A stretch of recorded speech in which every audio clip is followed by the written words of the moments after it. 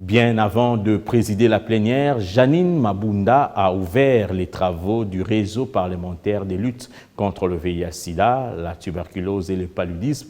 Objectif est de participer activement au partenariat international de lutte contre ces maladies, sensibiliser la population sur les maladies et sur les moyens de prévention.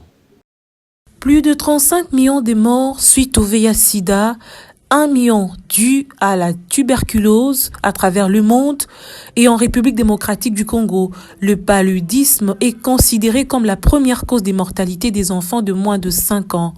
Un tableau sombre qui a poussé les parlementaires de l'espace francophone regroupés au sein du réseau parlementaire des luttes contre le VIH-Sida, la tuberculose et le paludisme de se réunir. Cette fois, c'est à Kinshasa que ces parlementaires vont réfléchir pour réaffirmer l'engagement de tous dans la lutte contre ces maladies. Les travaux de ces assises ont été ouverts ce lundi par la présidente de l'Assemblée nationale, Janine Mabunda, en présence du président du Sénat.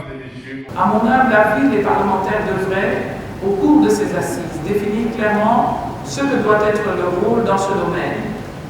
Ce rôle pourrait être un rôle de facilitation des engagements régionaux et internationaux, un rôle de facilitation des allocations des ressources suffisantes en faveur de ces pandémies, un rôle d'encouragement des réformes sanitaires. Pour traduire notre détermination à lutter contre ces trois fléaux, la République démocratique du Congo s'est dotée d'un programme national multisectoriel de lutte contre le VIH-Sida, d'un programme national de lutte contre le paludisme et d'un programme national de lutte contre la tuberculose.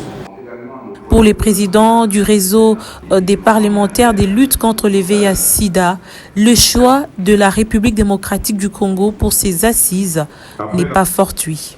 Il m'apparaissait important que nous siégions dans le pays francophone le plus grand et le plus peuplé, qui est la RDC, qui est exemplaire dans le domaine de la lutte contre le VIH.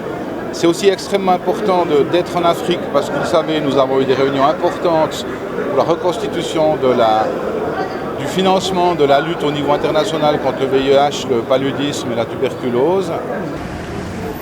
Aussitôt après la séance d'ouverture, les participants se sont rendus à l'entrepôt des Bolloré Logistique où sont stockés certains produits pharmaceutiques. Sur place, des explications détaillées ont été fournies sur la conservation de ces médicaments et intrants qui soulagent tant soit peu la population. En attendant la clôture, les travaux se poursuivent en atelier. Les participants ont été répartis en 3 groupes.